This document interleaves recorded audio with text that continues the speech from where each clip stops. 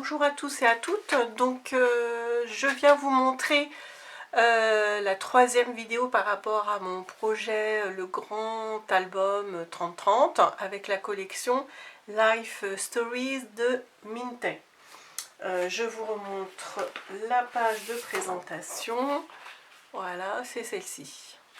Donc, comme je vous ai dit, contrairement à mes autres projets où je faisais toute la structure, toutes les interactions dans du papier noir, et après je venais embellir avec mon papier de collection, que je choisissais souvent qu'après, là je fais mes interactions en fonction de ma collection de papier, et je couvre de ma collection de papier au fur et à mesure. Et j'attends pas que tout l'album soit fini.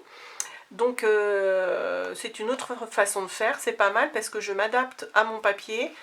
Et ben voilà, je vous montre le résultat. Donc, donc je vous rappelais, donc je suis partie d'une grande page de page pochette, vous savez, avec le 30-30. Et j'ai travaillé sur la première face. Je vous montrerai après ce que je vais faire derrière.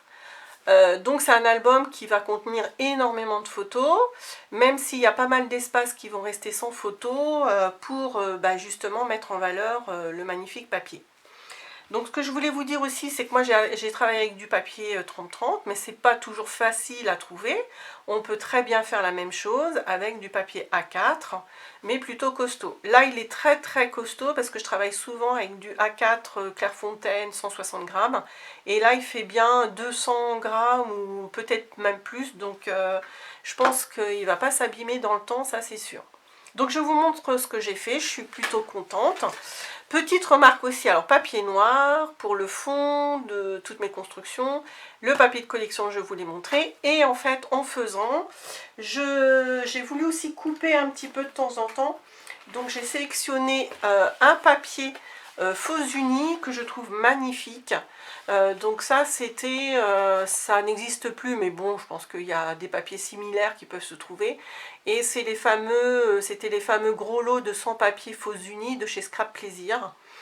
Moi j'en ai toujours encore au moins 3 ou 4 boîtes et je m'en sers énormément. Je pioche dedans, je sélectionne les feuilles qui m'intéressent, et là j'ai trouvé pile poil, j'en ai au moins une quinzaine, j'en ai utilisé déjà au moins 3 ou 4. Et voilà, pile dans la tonalité, je trouve que ça va très très bien avec mon papier de collection.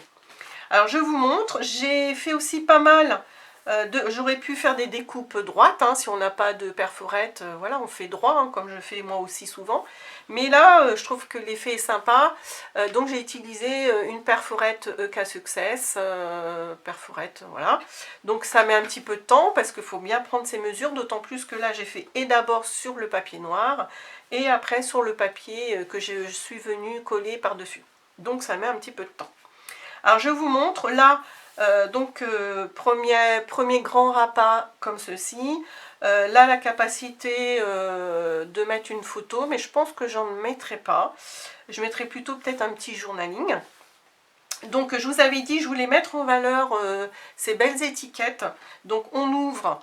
Vous voyez que là j'ai déjà utilisé mon papier faux uni parce que je ne voulais pas que ce soit trop chargé, et je vais plutôt mettre du papier faux uni pour l'emplacement des photos. Donc mes 4 cartes, parmi les 4 fois, il y en avait 12, hein, j'en ai sélectionné donc ces 4 là, et puis j'ai fait des petites pochettes, et puis dedans j'ai mis les 4 mêmes. Hein, puisque j'ai 4 pages 30-30 avec les mêmes étiquettes. Voilà, avec des onglets. Comme ça, derrière, je ferai soit des petites photos, soit des journalings. Voilà, c'est plutôt joli.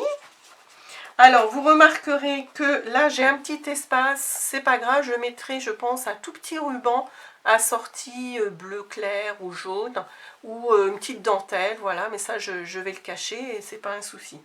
Donc pour remarque, moi tout ce qui est pochette, moi je fais des pochettes, alors je vous ai préparé un exemple, je prends mon papier, je fais des plis sur 3 côtés, au ciseau j'enlève l'excédent un petit peu en biais, je fais mes plis et je colle, Ça fait des pochettes sans perte de place, je dirais, et plus propres. Parce que je sais qu'il y en a qui prennent un morceau de papier, elles mettent de la colle, toc toc toc sur 3 côtés, et elles collent. Moi je trouve que, et d'une part, ça fait pas très propre, et d'autre part, on perd de l'espace. Alors que là, avec ce système-là, c'est plus propre et on ne perd pas d'espace. Bon, après, chacun fait comme il veut. Et puis, moi, je fais toujours, enfin, souvent, avec ma petite perforette, cette encoche là qui fait joli et qui montre qu'il y a une ouverture.